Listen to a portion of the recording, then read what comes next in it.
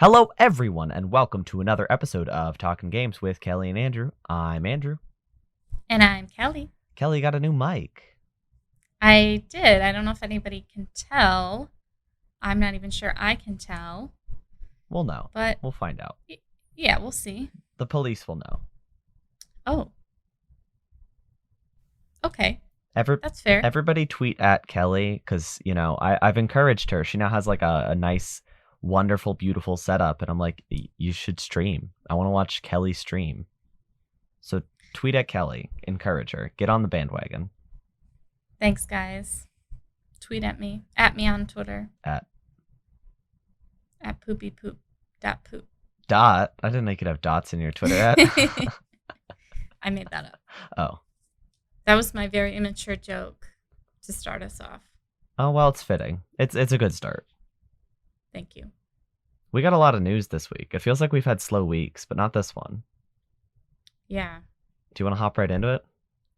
Yeah, let's do it. Well, you're looking kind of sus today, so I just really would, I got nothing. That's all I got. Yeah, it was okay. So Fortnite has announced and released a new mode called Imposters. It is a mode where you, the player, either go around doing a bunch of tasks, or you are an imposter and you slowly pick off the characters who are doing tasks and try to pretend that you are actually one of them. And if you get found out, you lose, and if you don't, you win. If this sounds familiar, it might be because it is the exact formula to another very popular game, Among Us, which was very big over the past year. This is not the coolest thing. The team behind Among Us has made some light snide comments about stealing their stuff and also putting a lot of side-by-sides of the map of this mode versus the main map in Among Us, and it's the same exact thing. It's a little... I don't like it. It's not surprising because by its nature, Fortnite is stolen, They ripped off PUBG very, very much. So making a new mode that also steals from a team doesn't feel that shocking, Do you agree? Yeah. I mean, I can't say that I'm like, wow, this is such terrible, shocking news. It's like, it was so popular, somebody was bound to copy it to that extent. It's a little surprising that something as popular as Fortnite would be so blatant about it, but it's also kind of not surprising at all. It really does prove that, like, Epic Games was, like, pretending in their court case against Apple that they were like, we're for the consumer. We're here for the consumer. And Apple's not. Apple is not consumer. And that was all a ruse. They're not pro-consumer. They just want money, The only reason they did that whole court case was so that they could make more money and Apple didn't get a cut. It wasn't because they wanted to protect the consumer. Yeah. Getting a $2 discount on V-Bucks is not pro-consumer. Yeah. Well, I won't be playing it. I decided I'm not going to play it. Yeah, I mean, if I wanted to play Among Us, I would play Among Us. Do you want to play Among Us?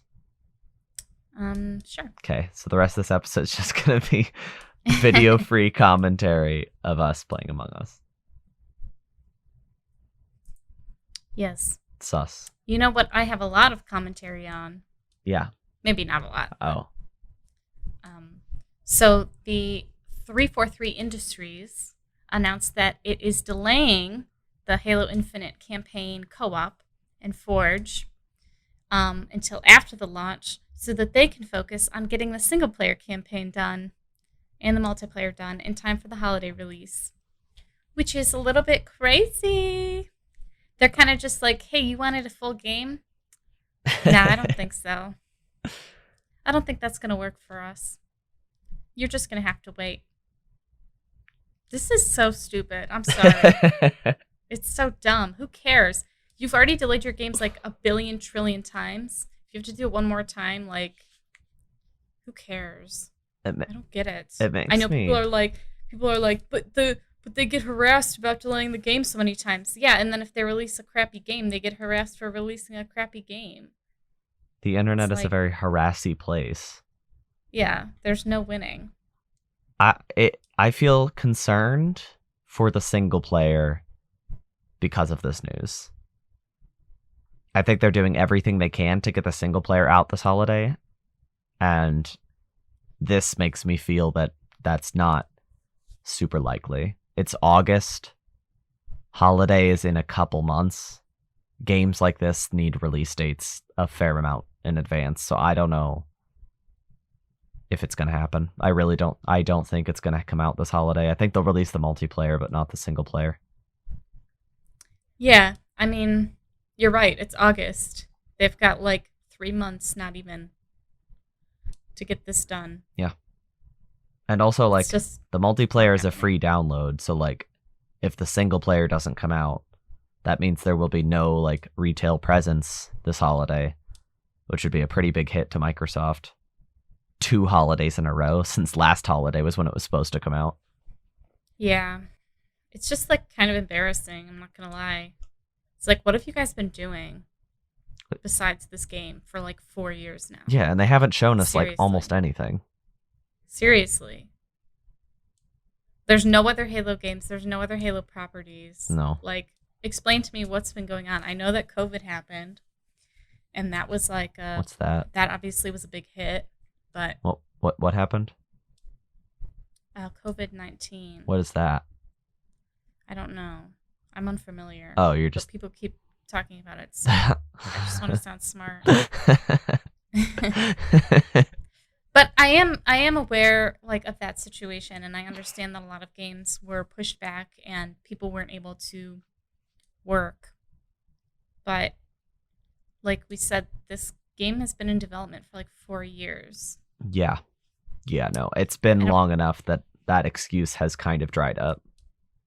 Yeah, it'd be different if they started developing it in like 2019, but yeah, we like learned about it in 2018. I'm pretty sure. Something like that. It's been a while. So, yeah. I'm just really feeling abandoned by Microsoft right now. I was gonna say, hopefully it doesn't get abandoned altogether, but it might have been better. So last week we talked a little bit about an upcoming horror game called Abandoned. It was released as a demo. Well, there was an app released on the PlayStation Store for PS5 that is not a demo, but it actually just holds a bunch of trailers. And by holds a bunch of trailers, I mean they released it with nothing in it, and then the day they were supposed to, they didn't release anything, and then 2 days later they updated it, and it only had a 5-second teaser that was already on Twitter. It was a whole mess. Listen to last week's episode if you did not already hear about that, because there's a lot to talk about. But the developers, Blue Box Studios, have come forward and said that the full gameplay trailer is still months away. They said an update to the application will be coming sooner with a new trailer. But again, gameplay, months away. Why do we know about this? Why, like... I know. That was my thought. I'm like, if you have to announce that you're not going to see gameplay in a trailer 4 months from now, maybe you should just be quiet. Yeah. Maybe you should just move in silence. And then when you drop it, it's like really cool and surprising. This game has so much weird, like, elusiveness around it, and it just gets worse over time. Like, it's not fun anymore. It's just like, oh, maybe we would have been better if we just didn't know this existed until it was time to, like, you know, see it in full. Because the reveal trailer was fine, but, like, I don't understand fully all of this enormous hype. Because I'm excited, but it's just insane what's going on around it. Yeah, it's hard to be hyped for games that are like a trillion billion years out. If the trailer showing gameplay is still months away, how long is the game away, you know? Mm-hmm. This is not some Kojima project that you can show off 400 times before release and be okay. Unless it's a Kojima project. But it's probably not. No. I'll eat my shoe. Ew. I know. That's just gross. Like, nobody was betting against you, so you just offered. I just made things so much worse for myself. Yeah. Well, I'll send a. Oh, well, you said your shoe, so you have to eat a shoe that you've worn before, which makes it even worse. I could do it. Okay. No, I couldn't. That's gonna be your I first don't- Twitch stream. I will be eating my shoe. Just kidding. I will not be doing such a thing. Good. You know what I will be doing? Huh. Is tuning into Gamescom 2021. Thank God. Jeff, thank God. And you know what Jeff Keighley said? What did he say? He said, you guys are getting Saints Row this year. Well, maybe not this year, but you're getting perhaps a reboot of Saints Row. Maybe next year. Probably not. I guess. I mean, he's giving us Saints Row, just not the game. A peek. Right.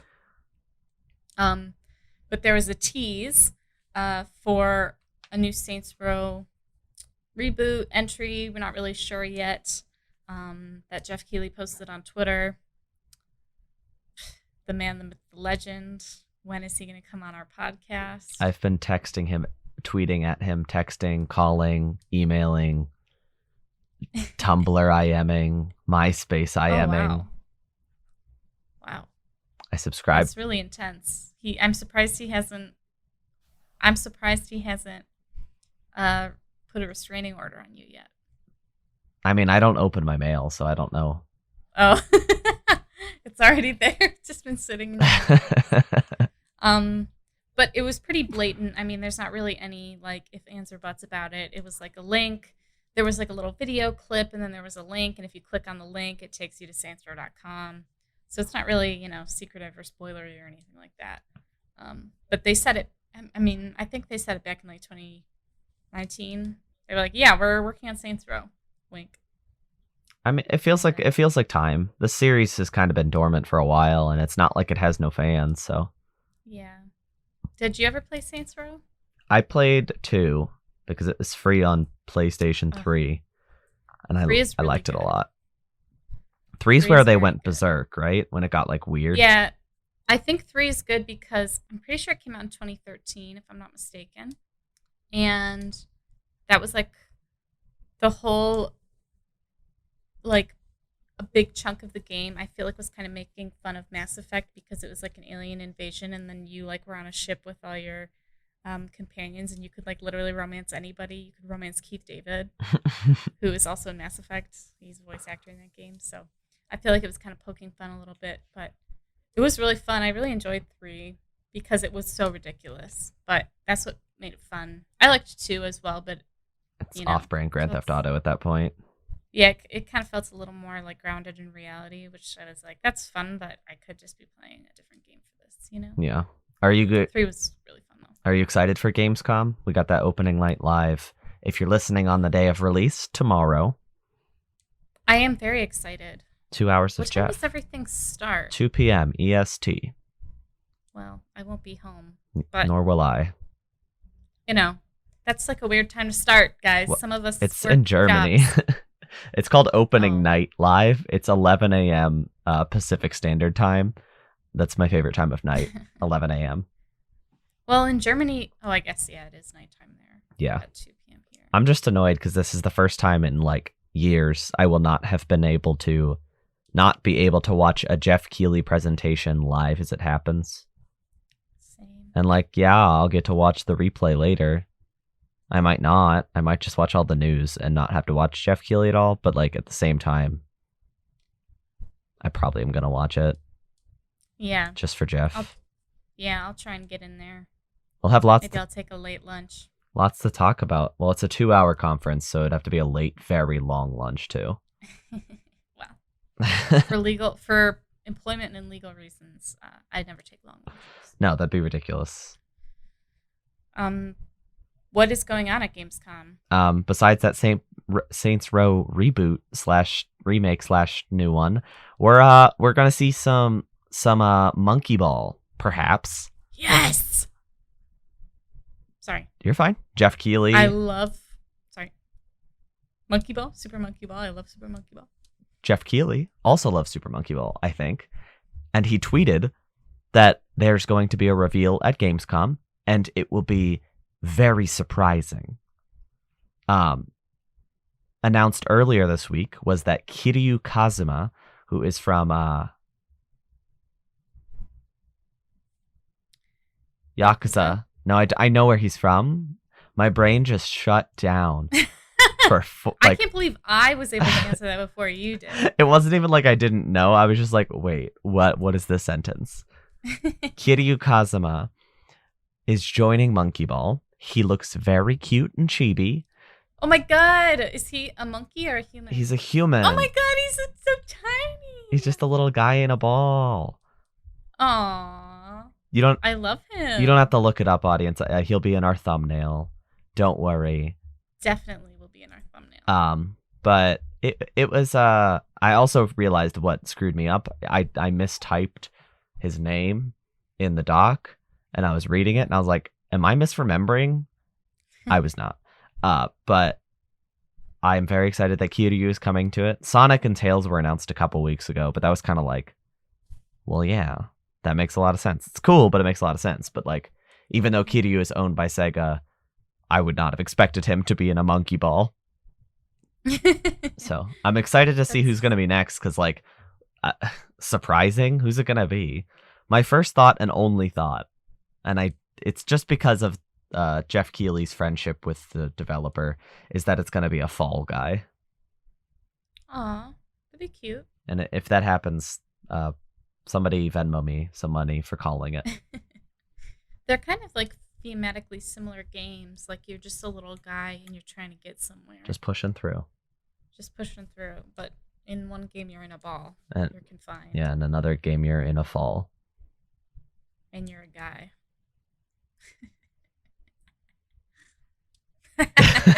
Stop. Stop. I don't like that the fake laugh turned into a real laugh. You know what's not fake? What? That Skyrim is 10 years old this year. On November 11th, 2021, it will be 10 years old. That is old enough for a human being to be born and to have a fully fleshed out consciousness. Yeah. That's how old Skyrim is. So because of that, they were like, hey, you guys, how would you feel if we just did it again? So they're remastering Skyrim for current gen, so like PS5, Xbox Series X, and it's a free upgrade for those who have it. And then there's like an anniversary edition, which I don't know, but they added fishing. That's the one you have, but that's in the anniversary edition, so you have to pay money to fish. Oh well, if you're a PC gamer like me, you can just download a mod to let you fish, or you can do what everybody does in Skyrim and what you could do before, and you could literally just catch the fish with your hands, which is something that your character can do. You just have to be really fast at clicking. That was so stupid. You can fish in the anniversary edition. Like, I'm offended on behalf of people who don't want to pay to play Skyrim again. Even though I've probably paid for it like 5 times now in my life. Well, the bright side is that if you own it on the other consoles, it's a small upgrade fee to get the anniversary edition content. But also, it's just dumb. I don't want them selling Skyrim anymore. I hate that it's gonna have a new spot on a retail shelf again. I think it's really cool and good. Can I point something? And Bethesda has literally done nothing for Fallout. But don't worry, Skyrim has been released about 10 times now. Oh, yeah. You know what's really funny to me? What? We were making so much fun of Bethesda because at their conference, they took like a long moment to just mention that Skyrim was 10 years old. And we were like, wow, that was really stupid that they just spent that amount of time just to say it was 10 years old and show nothing. And now they're like, no, here it is. And I'm like, why didn't they just show this at the conference? Yeah. Oh, well. They were just trying to prep us so it would be less of a meme when they re-released it again. I guess so. But it still is. Sorry, guys. You're never going to live it down. Yeah. Well, if you have next gen consoles, there's something else you can look forward to. It's called Black Myth Wukong. This is made by a Chinese developer. It's based on Journey to the West. It's kind of a Souls-like game. It's been in development for a couple years. It's been shown off a couple times.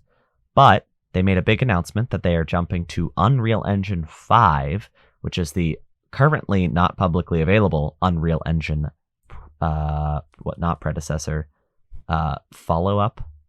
What's the word that's not predecessor? Successor? Successor, yes. It will include all of its major features, including ray tracing, 60 FPS 4K support. If you're at all interested, go watch this trailer. I'm just in awe at the visual, integrity on display. They did such a remarkable job, and I don't even know if I'm interested in the game itself, but it's just such a visually stunning game. Yeah, and you are a monkey. You're a big monkey boy. You are a beautiful, handsome monkey. I don't know when this game does not have a release date, nor do I have any educated guess of when it's coming out. There was a trailer at E3 though, wasn't there? Maybe they've had 2 or 3 trailers now. I think it was 2022. They said, but not a date, right? I swear there was a trailer at E3. Maybe. I would assume that if it was 2022, it is not anymore, because changing engines is a big deal. You know? Yeah, it's kind of like the guts of the game. Also, I just straight up lied. There's only been one gameplay trailer before this. And it wasn't at E3. It was February. Really? Oh, maybe it was at one of the PlayStation showcase thingies. Maybe. The first trailer was actually August of 2020, so it was a year ago. Well, I know that I saw one in this past year. Yeah, there was a 3-minute story trailer in February, and then the reveal and gameplay trailer was 1 year ago. That was kind of cool. I just am putting that together that 1 year after they had that gameplay trailer, they're now releasing a new one and announcing the jump to Unreal 5. Yeah. So there's not really a ton to say on it because it's still in the making. I highly recommend going to watch the trailer, though, because it's visually just insane. Yeah, it's very beautiful. You know what else is beautiful? Huh? Dragon Age. Yeah. I have to say it. I have to say it, you guys. It's always on my mind. But a fun fact. The developers of Dragon Age have always been super open on Twitter. Here's the process that we went through, blah, blah, blah. And in the books and stuff, I don't know. I feel like they're very transparent about the development process.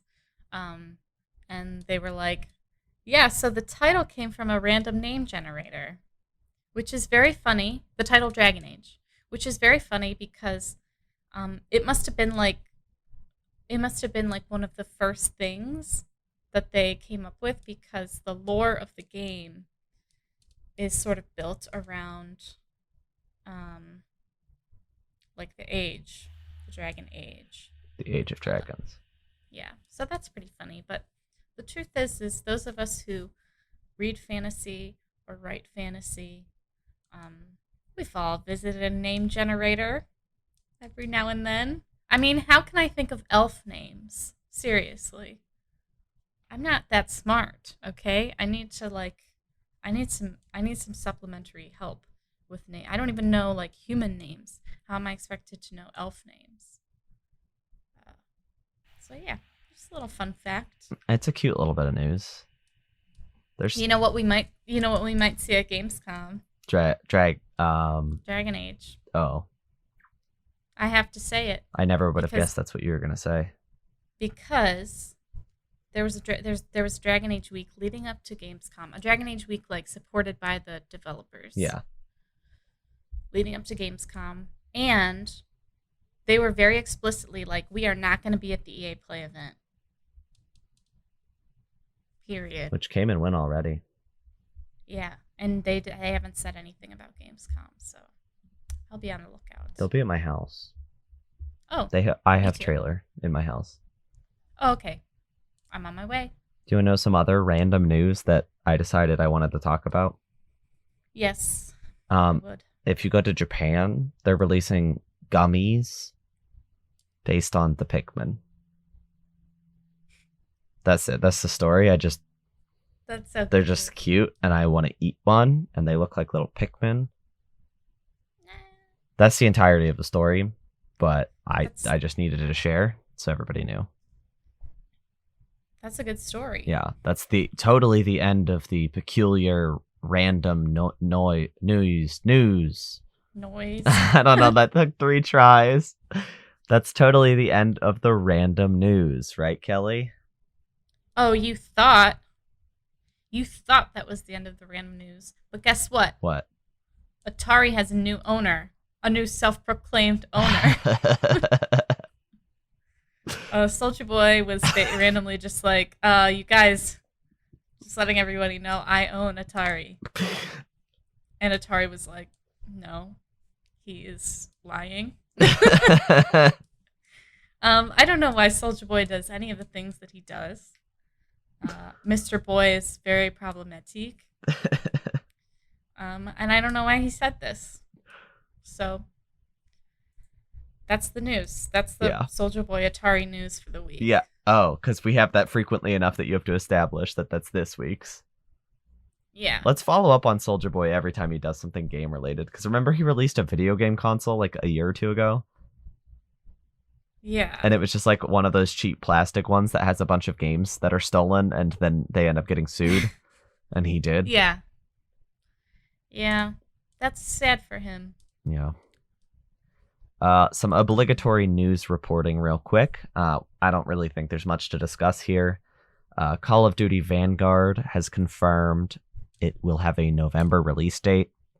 I think Activision deserves like no praise at hitting this or releasing a video game when they still haven't properly, addressed the concerns related to the major crisis going on within the company and all the employees who have suffered. So I personally will not be purchasing this because, well, I don't really buy Call of Duty, but if I was considering it, I wouldn't anymore because of how the company treats their employees.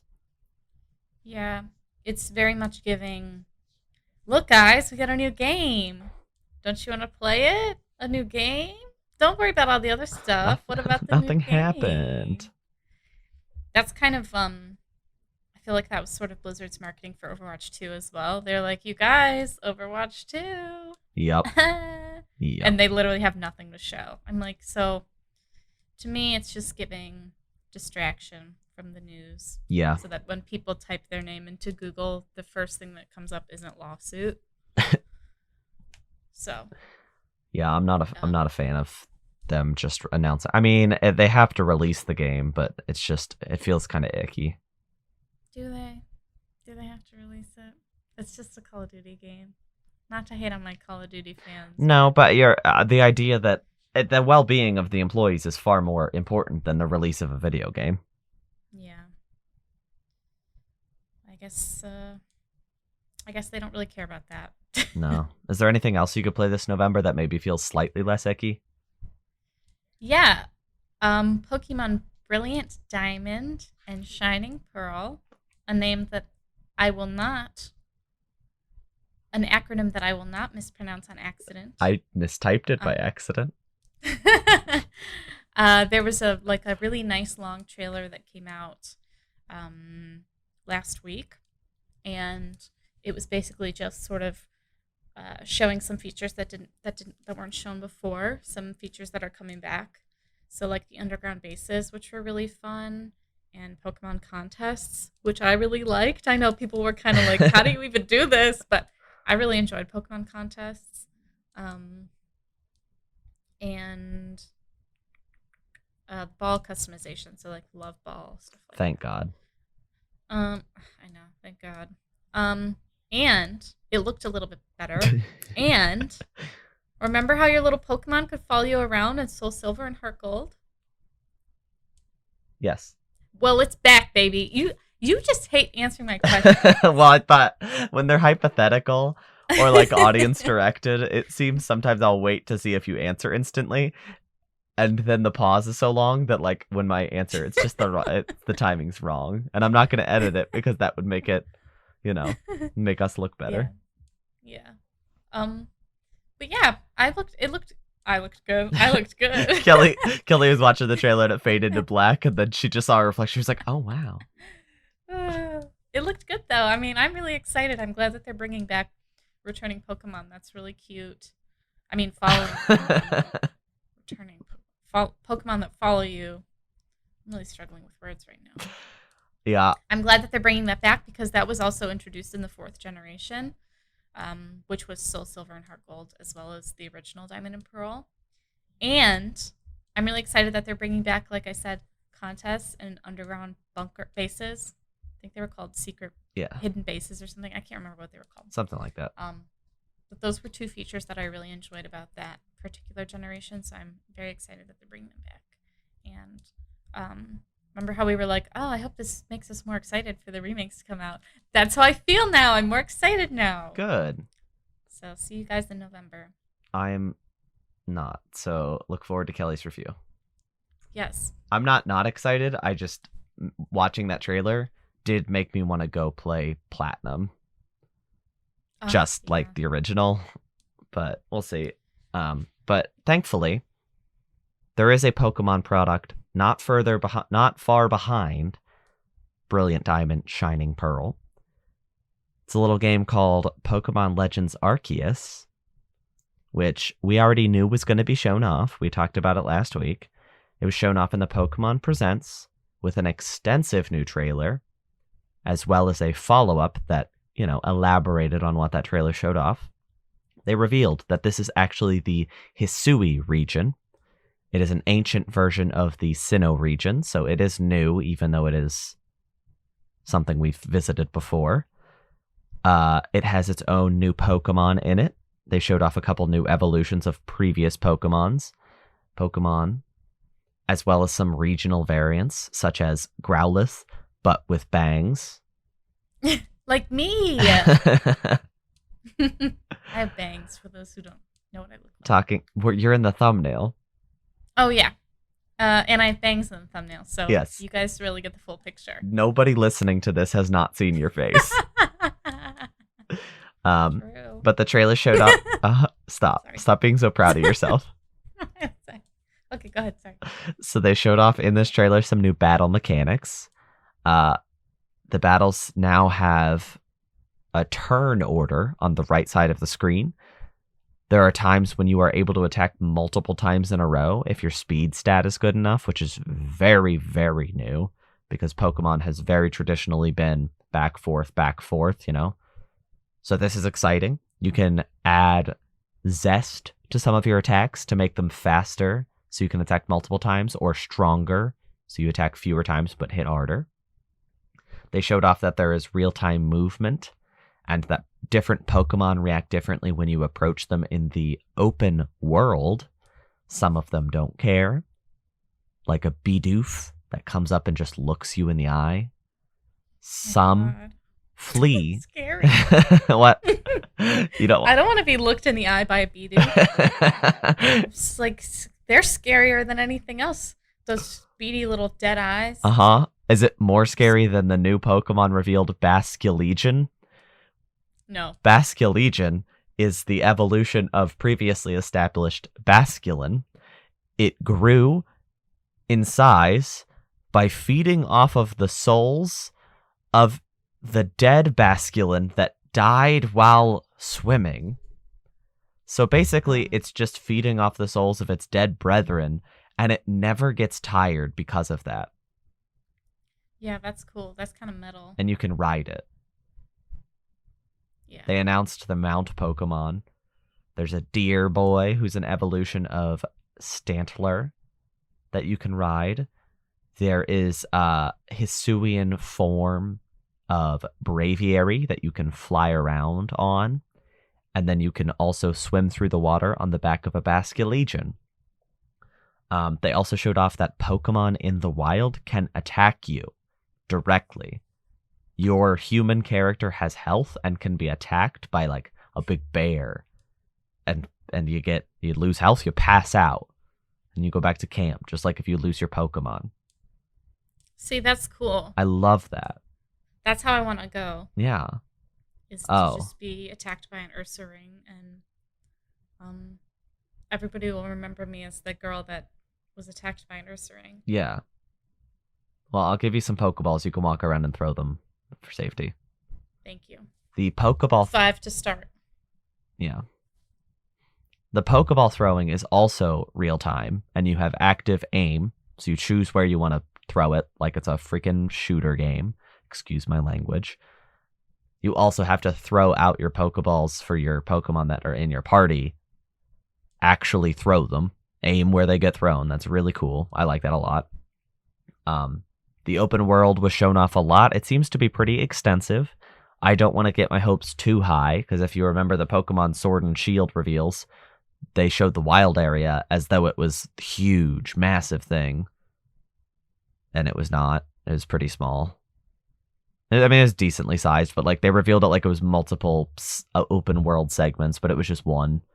And like there would be a line and it'd be like, this is grass. And then right next to it's like, this is sand because you're in the desert now.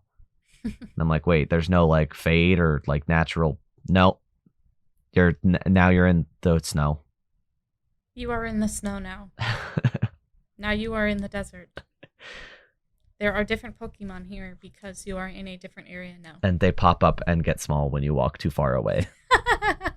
I forgot about that. Yeah, I'm really hoping that's not a problem here, but we'll see. This trailer technically looks incredibly better than the last trailer. I don't know if you saw the last trailer, most of the Pokemon in it were running at like 10 frames per second. It was a really, really peculiar thing. It looked like a bad stylistic choice, but now it's apparent that it was just like a horribly unfinished trailer. And I really think they probably should have just waited to show it until now, because if this was the reveal, I would have been blown away. But the first trailer left me with such intense skepticism that like even this great trailer kind of left me a little bit uneasy. Yeah. The main goal of the game is still completely unclear. It might be to do with the Pokedex, because as I said, this is like an ancient time. I guess ancient might not be the right word because it doesn't seem like prehistoric or anything. It's like pre-industrial. Right, yeah. But there's no Pokedex yet. You have to make the Pokedex. So if you go out and you see a Shinx, stumbling around, it's not like normal Pokemon where Shinx is now just in your Pokedex. You have to do studying and research to find out about Shinx. You have to watch Shinx do certain attacks. You have to see Shinx, do different things so that you can fill out its Pokedex entry. Not just Shinx, all the Pokemon. You have to give him a little pet on his head. I sure hope so. Understand him fully. But the idea of like doing just regular research, like actual research as a main goal of the game, I find really exciting. Me too. I also do like that they just ripped off Breath of the Wild. Like, it was already a little bit, but like in this trailer, the main character runs up to a cliff, and I'm like, this really looks like that shot in that trailer for Breath of the Wild where he runs over the cliff and jumps off and then starts paragliding. That'd be really funny if the character jumped off and then they start flying. I was like, wow. There they go. You really you took that. That's fine. It's a good game. It's a good game to take from. Come on. It's Breath of the Wild. Oh.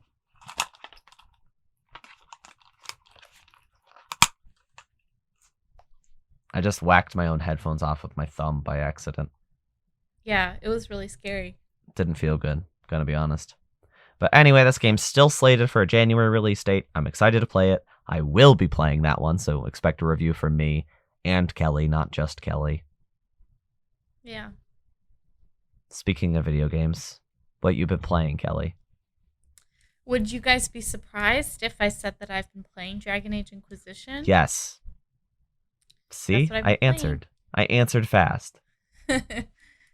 Thank you. I do lead with a lot of questions. That's something I'll need to work on because I want to be confident. I want to no longer be asking all the time. You want to be telling. I want to be telling, yeah.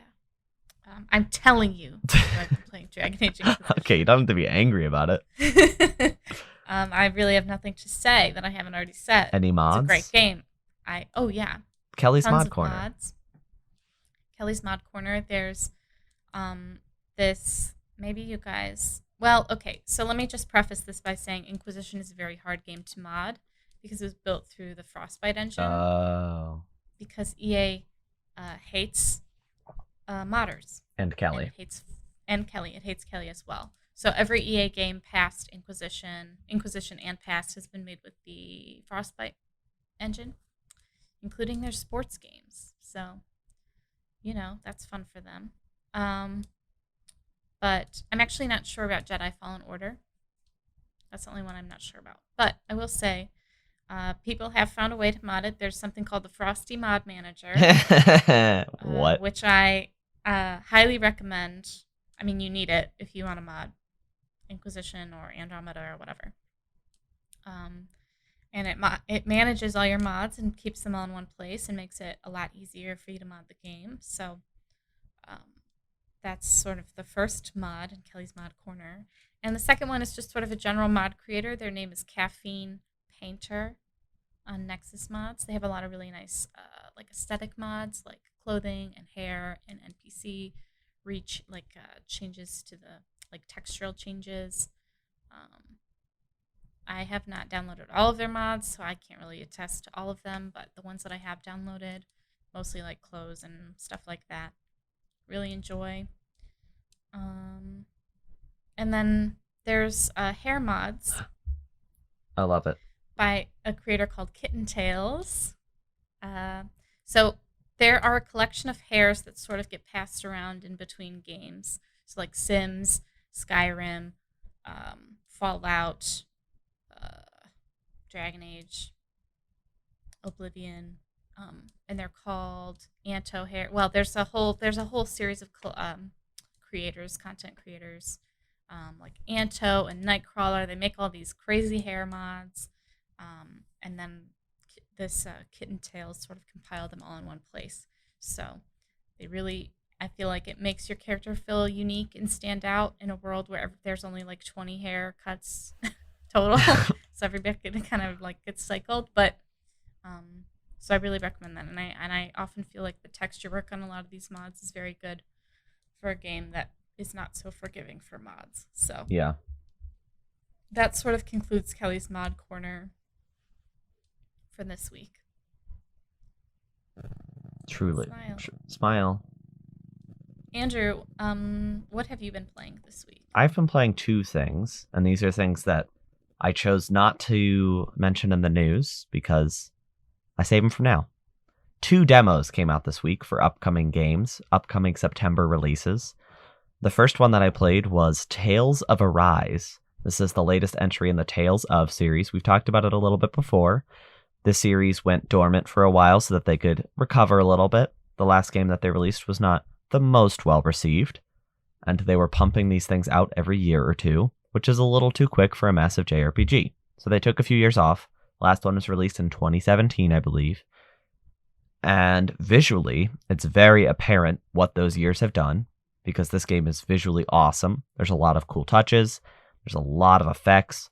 The graphics are very nice. The anime style looks really nice on the slightly more realistic world design. The combat is very fast. I didn't quite grasp the intricacies of it because it's quite complicated and the demo is not super long. I didn't actually get to the end of the demo. I got stuck on a boss because I'm bad and I didn't understand the mechanics. And then I had to go to bed. And then I woke up and it was today, and that's that. So I didn't get to fully experience it. But I love a lot that it has going on. I love the character designs. All 6 party members, maybe there'll be more, but there were 6 party members that I had in this demo, and I really, really liked all of them genuinely. I thought they were all really well designed and interesting. You can choose from a bunch of different playable characters. You don't just have to play as the main character. Uh, Ray Chase, my boy, is the voice of the main character. Thank God. I've been blessed. More like ray tracing.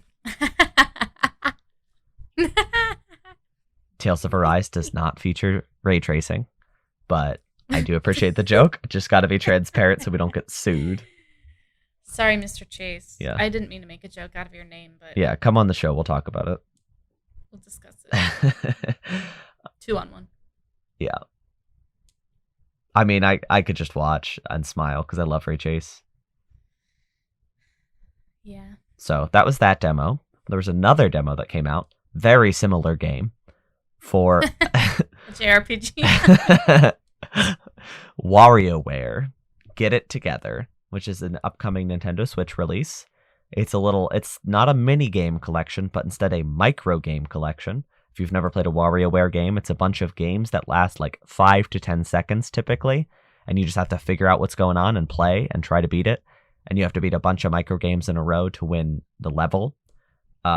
This one's gimmick is that the micro games are all the same, but you play as different characters.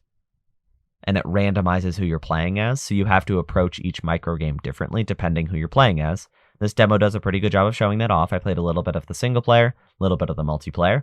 It's basically all that's available in the demo. If you think you're interested in this game, though, I do recommend checking it out. I really, really like the demo, and it confirmed to me that I'm definitely going to be purchasing the game when it comes out in a few weeks.